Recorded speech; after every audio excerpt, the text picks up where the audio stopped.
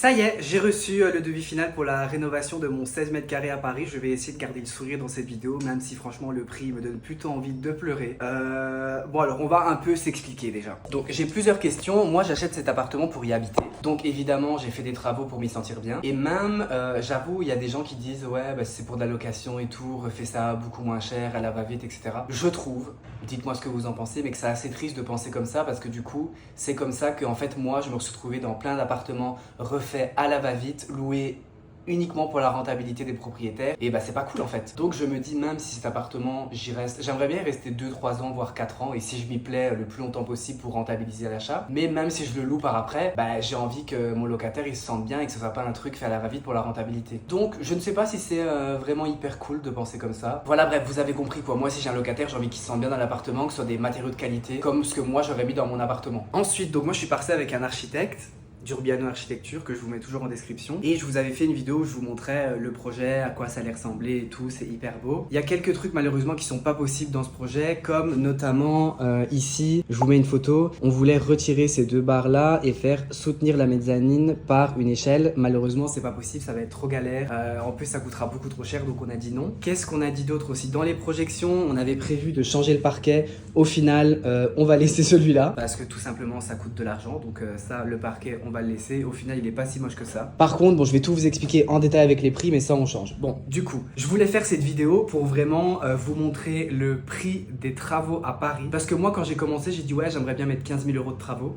En fait tu te rends vite compte que si tu fais pas des trucs toi-même c'est pas possible. Et d'ailleurs aussi, je vais fermer la fenêtre, il va y avoir du bruit, plein de commentaires sur mes réseaux qui disent oui mais fais-le toi-même, ça va te coûter moins cher, etc. Évidemment je suis au courant, j'ai une famille qui est dans le bâtiment, mon père, mon frère, etc. travaillent dans le bâtiment, et même si j'avais acheté en Belgique parce qu'ils sont là-bas, j'aurais pu faire beaucoup d'économies sur la main d'œuvre, mais en fait, oui, je sais, je me rends compte que si je le fais moi-même, ça sera moins cher. Par exemple, la peinture, oui, ça sera moins cher, mais ça sera moins bien fait. Et puis, je vous avoue que j'ai pas envie de le faire.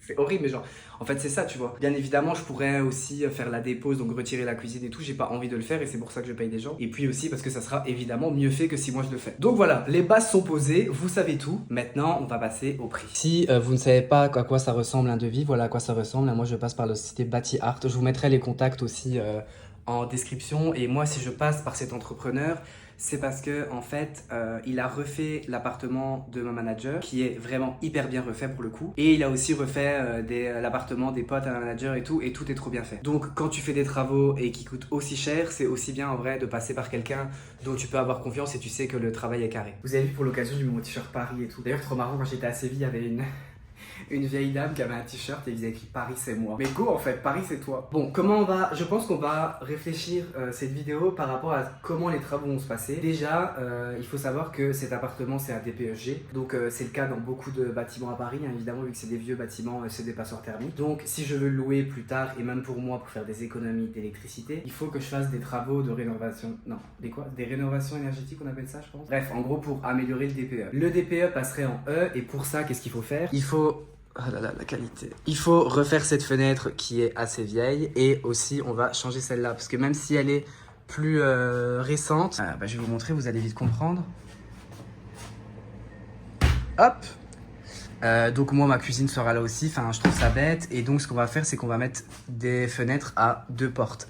Comme ça je pourrais évidemment bien ouvrir ma fenêtre. Donc voilà, ça c'est les 2 fenêtres. Le prix des 2 fenêtres, attendez, vous êtes prêts? À chaque fois je vais vous dire le prix. Hein. Déjà pour la dépose et la mise à la déchetterie, donc il retire la rampe, échelle mezzanine, le papier peint, le faux plafond, les portes de salle de bain, la début de la cuisine, des sanitaires, des 2 fenêtres, etc. On est à 1750 €. Donc pour tout retirer ça coûte 1750 €. Premier prix. Ensuite, fourniture et pose de 2 fenêtres sur mesure en PVC, 2200 €. Donc la dépose de tout et les fenêtres, on est déjà plus ou moins à 4000 €. Voilà, vous comprenez pourquoi ça va très très vite monter.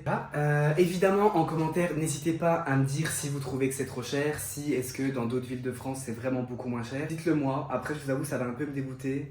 Si vous avez des entrepreneurs à Paris qui étaient moins chers, dites-le moi, mais en même temps ça va me dégoûter aussi parce que le devis est signé, donc c'est trop tard. Ensuite, ce qu'on va faire aussi, c'est qu'on va, je pense que c'est tout le mur. On va rajouter une petite épaisseur d'isolation, que ça soit plus isolé tout simplement. Fourniture et pose d'isolation thermique, 2300 €. 100 € par mètre carré, donc 2300 €. Ça aussi, hop, on arrive à combien là? 6000 déjà, vous voyez un peu?